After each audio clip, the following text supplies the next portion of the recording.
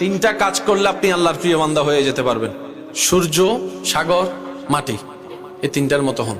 সূর্য যেরকম আলো দেওয়ার সময় আপন পর দেখে না, আপনার মনকেও সেভাবে আপনি উন্মুক্ত করে দেন। দয়াকে, মায়াকে, ভালোবাসাকে উন্মুক্ত করে সবাইকে দেন, সবাইকে দেন, সবাইকে দেন। সাগর যেরকম পৃথিবীর সব কিছুর ময়লা, নালা হয়ে খাল, খাল হয়ে জোয়ার ভাটাতে নদী, নদীতে জোয়ার ভাটা হয়ে সাগরে যায়। পৃথিবীর সব ময়লা সাগরে। সাগর পৃথিবীর ময়লাকে আপন করে নিয়ে পৃথিবীকে পরিষ্কার রেখেছে।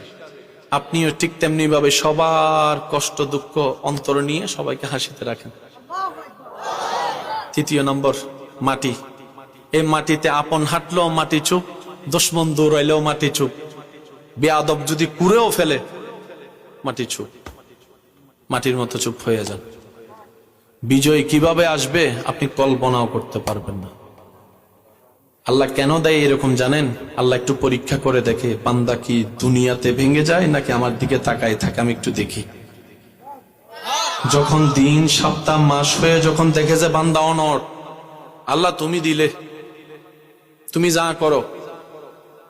যখন আল্লাহর সে বান্দার কাজটা পছন্দ হয়ে যায়, এবার আল্লাহ কি করে জানেন? জিব্রাইল, অমুক বান্দা আমার পরীক্ষায় পাশ করেছে, সুবহানাল্লাহ, আজকে থেকে স্পেশাল মদদ, সাহায্য তার জন্য। সেদিন থেকে আপনার জয় আর ঠেকাই কে? জয় মানে আপনি এখানে কাউকে মেরে লুতাই ফেলছেন, শোয়াই ফেলছেন, আপনি জিতে গিয়েছেন, এটা জয় নয়। আসল জয় কখন জানেন? আপনি যখন শান্তিতে টেনশন ছাড়া ঘুমাতে পারবেন। আমি মনে বুঝাইতে ব্যর্থ হচ্ছে আপনাদেরকে, ব্যর্থতা আসলে আমার। আপনার সফলতা কোথায় জানেন? আপনার এক কথায় আপনার স্ত্রী, সন্তান, ছেলে মেয়ে জান কুরবান করে দিবে, তাই হবে আপনার জীবনের সফলতা। আপনার কথায় বাহিরে কে উঠতেছে না ঘুরতেছে এগুলো না, সবাই সাথে। বুঝাতে পারছি?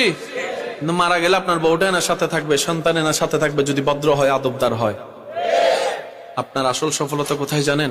আপনি যখন শুইছেন আর কোনো টেনশনে ডাইরেক্ট ঘুম, দরকার হলে আপনার নাক ডাকে 10 জন ঘুম যাইতে না পারাক, সমস্যা নেই, কিন্তু আপনি এমন ভাবে ঘুমাবেন আপনার এটা পুরা রিল্যাক্স থাকবে।